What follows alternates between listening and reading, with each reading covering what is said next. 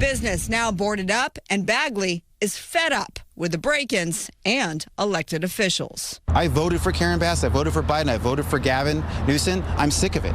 All right, guys, so we got to talk about another story involving voters' remorse from a liberal Democrat business owner that ended up facing the consequences of his vote, right? Which is chaos and destruction, as his business got robbed by what appears to be young scholars.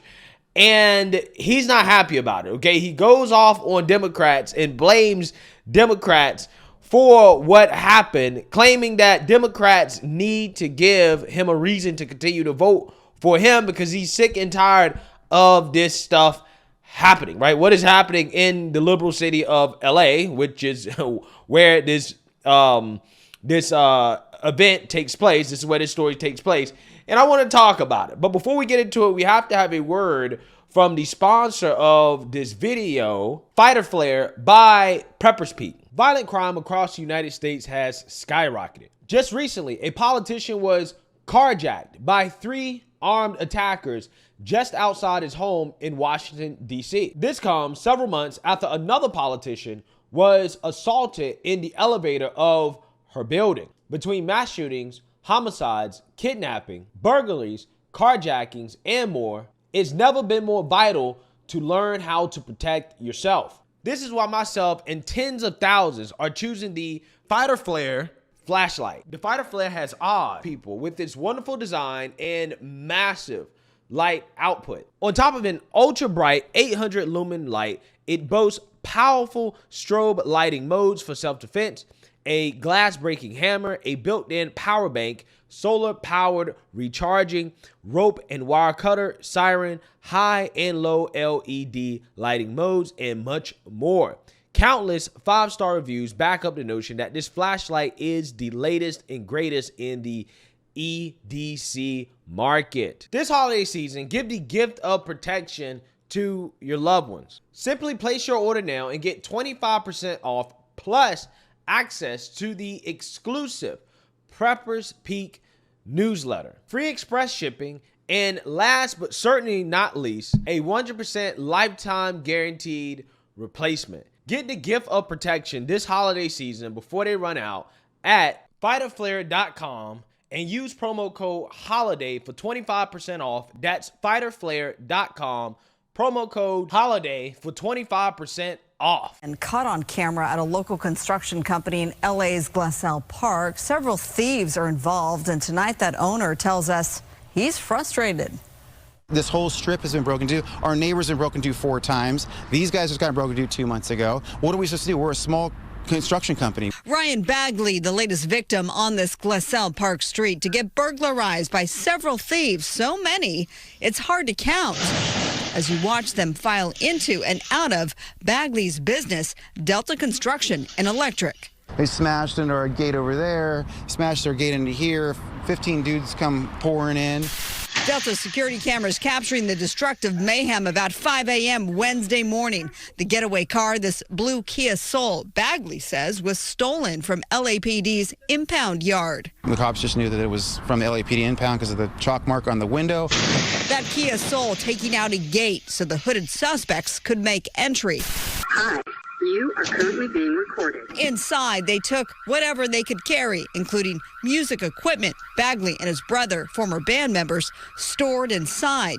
You can hear the alarm and spot a guitar.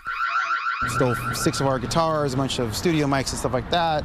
Rustled some stuff out, some construction on our construction side. They stole a bunch of tools. Thousands of dollars worth of valuables, demolished doors and gates. Baggaley says the alarm company woke him at 5:03 a.m.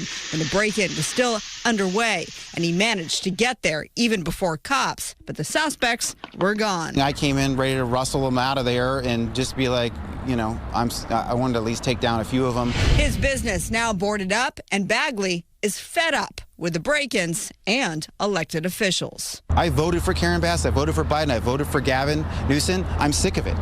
It's like at some point you have to give me a reason to vote for you again. Or just do our jobs, make a living, help our employees make a good living, and move on. But it's really freaking difficult to survive. LAPD is investigating. So far, no suspects have been arrested. If you know anything about this break-in, certainly give police a call. So is he concerned about more break-ins? Well, especially now because it's already been broken into, so he has to hire a private security company while the doors and the gates can be replaced, and that's coming out of his own pocket while he's out down tools. Boy, oh boy, oh boy, oh boy, oh boy. I'm not sure exactly what this guy is tripping about, because I'm sure those young scholars that robbed his business, they just were hungry, right? They were hungry.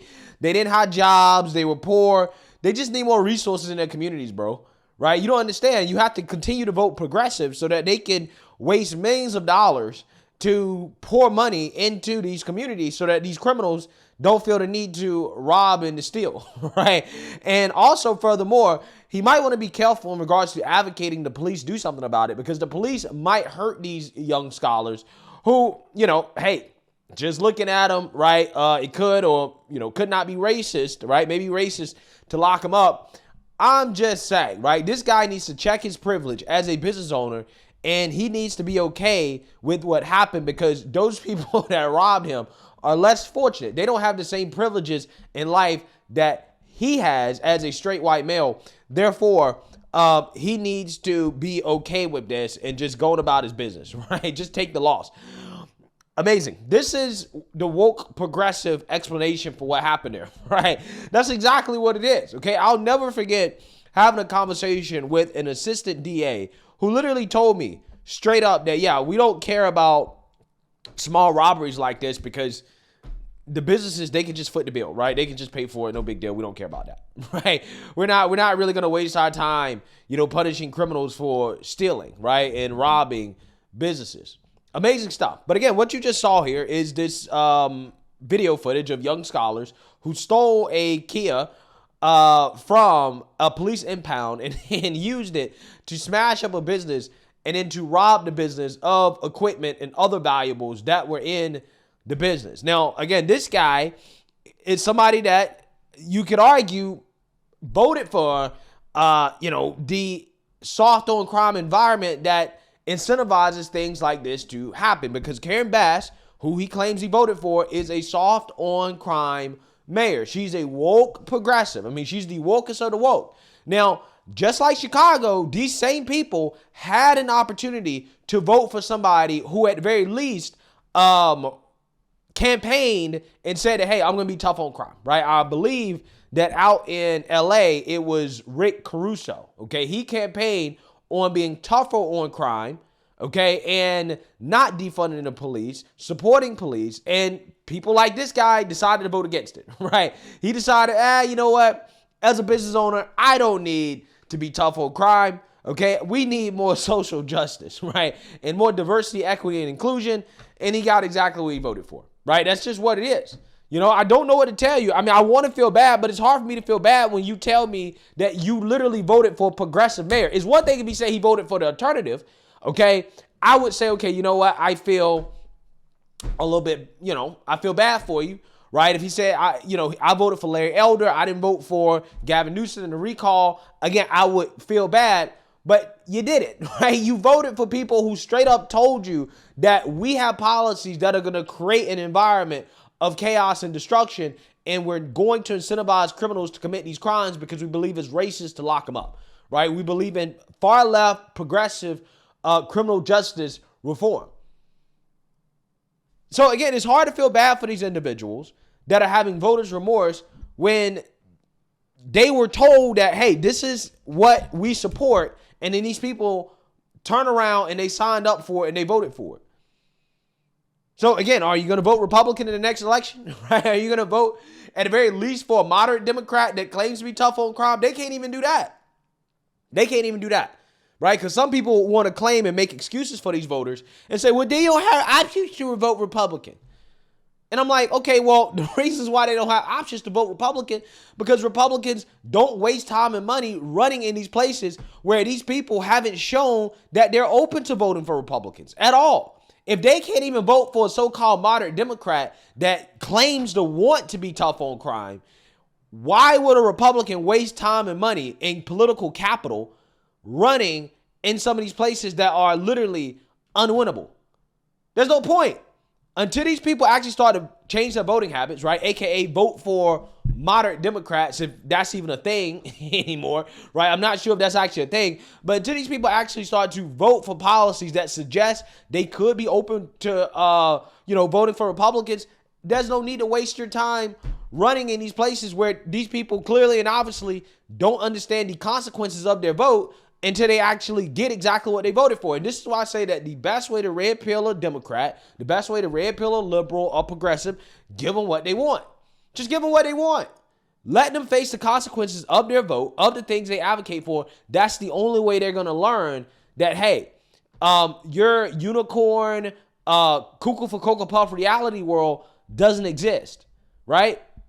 There's no such thing as a progressive utopia where you're soft on crime and you give all the taxpayer money to people who don't want to work and magically crime is going to go away, right? Everything is going to be great. No, it's not going to be great. It's going to be a disaster. And it's been a disaster everywhere that has been tried, that has been implemented. It has been nothing but a disaster. Chicago's a disaster.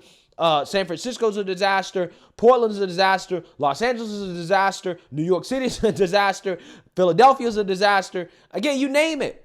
All these places that are run by these woke liberal Democrats are disasters. All of these places that have these Soros-backed DAs are a disaster. But yet these people continue to vote for it. And again, unfortunately, they have to face the consequences of their vote for them to actually realize that, hey, I voted for the wrong thing. And it's really a shame because common sense would have prevented this from happening in the first place, right? Common sense would have told this guy, I need to vote for an alternative, okay? In the mayoral election and in the governor election. And, when it comes to the DA, I need to vote for alternatives, right? But no. This business owner, I guess maybe he thought diversity, equity, and inclusion would help out his business, right? That it would be good for business. Unfortunately, it is proven that it's not, which, is what happens most of the time. So, hey, let me know what you guys think. Make sure you like, comment, and subscribe. Most importantly, share a Black conservative perspective. Peace.